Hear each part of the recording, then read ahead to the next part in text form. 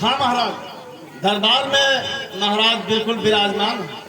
तो जाकर प्रभु श्री रामचंद्र से यह कह दो कि महर्षि भार्गव के पुत्र च्यवन ऋषि दरबार में आना चाहते हैं। महाराज फिर से कहा। महर्षि भार्गव के पुत्र महर्षि भार्गव के पुत्र दरबार च्यवन ऋषि दरबार में आना चाहते हैं। ठीक है महाराज। महाराज कहिए दरबारी। भार्गव के पुत्र च्यवन ऋषि आपके दर्शन की अभिलाषा करते हैं। क्या महर्षि च्यवन मुनि आना चाहते हैं? हाँ गुरुदेव। ठीक है लक्ष्मण, आगे बढ़कर उनका महर्षि च्यवन मुनि का आदर सत्कार करो और उन्हें राज दरबार में ले आओ।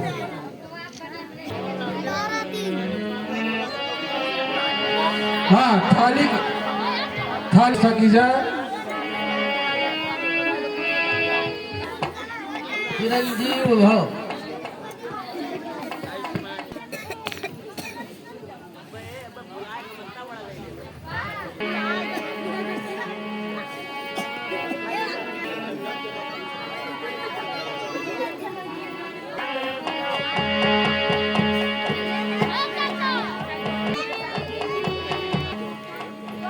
महर्षियों,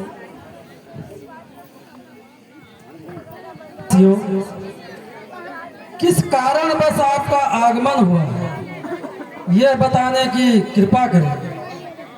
मेरे करने योग्य कोई भी सेवा हो वो भी कहिए, मैं आपकी हर इच्छा पूरी करूंगा।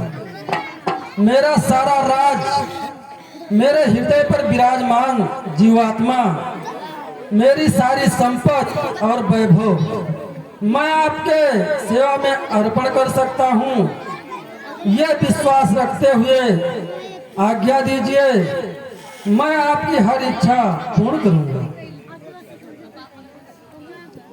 आप तो अंतर्यामी, सर्वव्यापी, कर्तुम अकर्तुम अन्यथा कर्तुम, अरुण वर्णालय, संपूर्ण जगन्नयंता, संसार के सेवक आप हैं।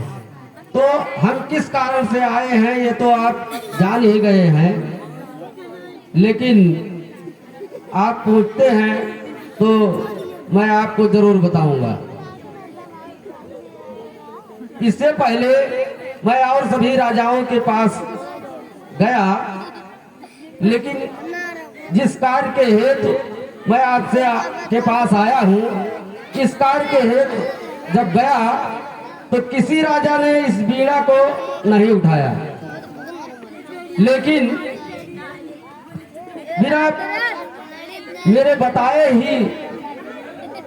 मेरे बिना बताए ही आप इस बीड़ा को प्रतिज्ञा कर लिए, तो महान गौरव की बात और क्या होगी। तो बताता हूँ, उसको सुने आप। ये एक मधु दैत्य अरे रावण की एक चचेरी बहन थी जिसका नाम था कुंभनिशा। तो कुंभनिशा का विवाह मधु दैत्य के साथ हुआ। तो उन दोनों के द्वारा एक पुत्र जायमान हुआ जिसका नाम हुआ लवणासुर। हम लोग यमुना के तट पर यज्ञ करते हैं, तो उसके आतंक से हम लोग यज्ञ नहीं करने पाते हैं, इसलिए उसके आतंक से काफी हम लोग पीड़ित हैं।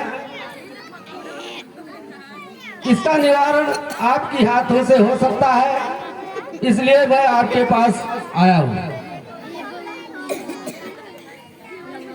मुनिश्रेष्ठ, रघुवंशी शरणागत की रक्षा के लिए अपने प्राणों का भी मोह नहीं करते।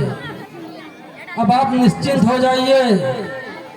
हमें केवल ये देखना है कि ये बीड़ा रघुकुल के किस राजकुमारों में उठाने की क्षमता है, जो लौड़ासुर जैसे आतिताई राक्षसों का संहार और उसे संग्राम कर सके। तो पहले महाराज, आप जिसकी ओर इशारा करेंगे वो अपना प्राण देने को तैयार है महाराज। कहो शत्रुघ्न। महाराज, आपने सबको कुछ न कुछ अवसर दिया है। लक्ष्मण भैया आपके साथ रहे और भरत भैया को आपने 14 वर्ष के वनवासी भेष में रहने को कहा। एक मौका हमें भी दिया जाए। शत्रुघ्न, हम बड़े भाइयों के रहते तुम्हें उस राक्षस से युद्ध करने की क्या आवश्यकता है? तुमने सुना नहीं वहां प्राणों के संकट हैं? महाराज, मुझे युद्ध में जाने की आज्ञा दें। मैं उस राक्षस से अकेले ही निपट लूंगा।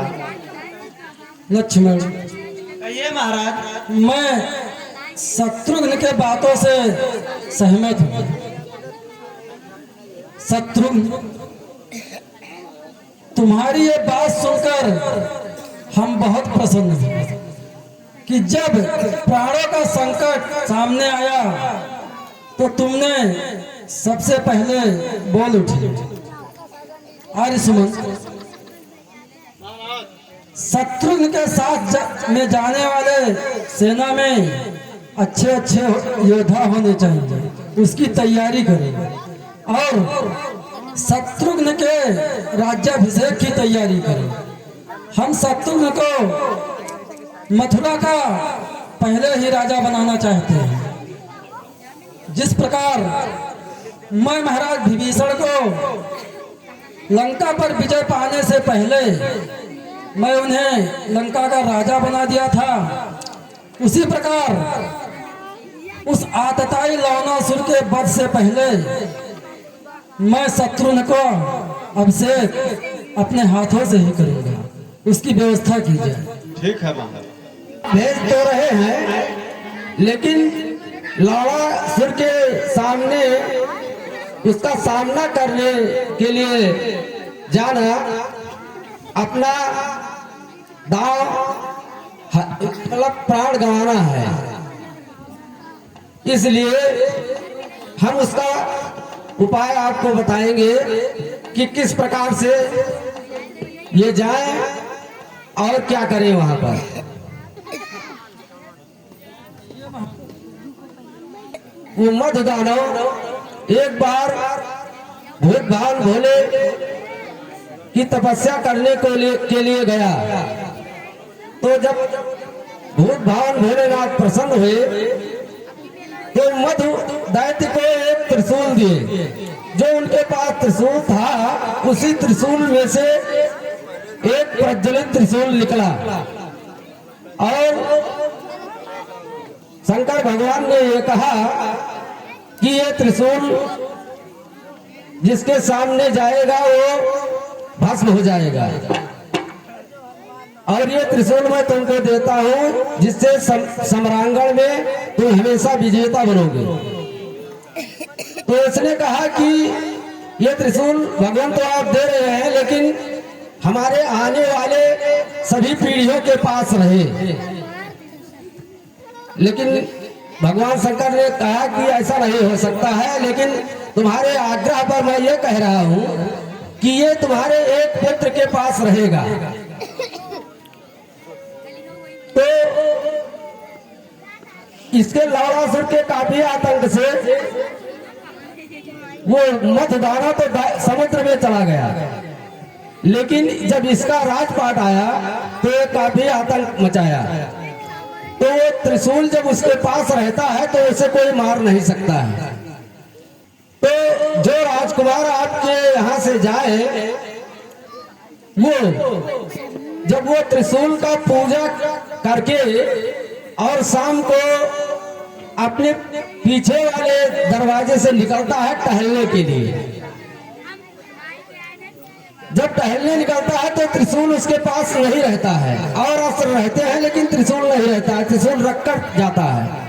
और जब त्रिशूल उसके हाथ में नहीं रहेगा तो आपकी सेना उसके थोड़ी दूर पर वो जाकर तब भ्रमण करता है, तो वहीं पर सेना छिपी रहे और जब देखे कि वो आ रहा है तब आपकी सेना ललकारे उसे युद्ध के लिए। और जब ललकार करे तो वो ये कहेगा कि हमें अपने अस्त्र लाने दो, लेकिन ललकार की वजह से ये बोले कि अस्त्र तो आपके पास है। उसी में दोनों में संग्राम छिड़ जाएगा ललकार पर और तभी सफलता मिल सकती है। महामुनि आप निश्चिंत हो जाएं, क्योंकि रघुकुल में हारने की कोई रीत नहीं है। मैं आपको एक वचन देता हूं कि शत्रुघ्न द्वारा तुम्हारा कार्य अवश्य होगा। आज सुमन महाराज शत्रुघ्न के राज्याभिषेक की तैयारी की जाए।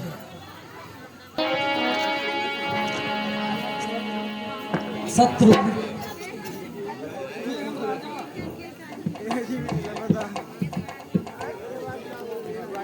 तुम्हें हम राजा इसलिए बना रहे हैं कि लौड़ासुर के वध के बाद उसके कुल खानदान में कोई नहीं बचेगा। वो राजाहीन हो जाएगी। यदि लौड़ासुर के वंश में कोई बचता तो हम उसे ही राजा बनाते। तुम जाओ और महर्षि च्यवन आपको रास्ता बताएंगे और धीर गंभीर भाव से उससे युद्ध करना। जो आज्ञा महाराज।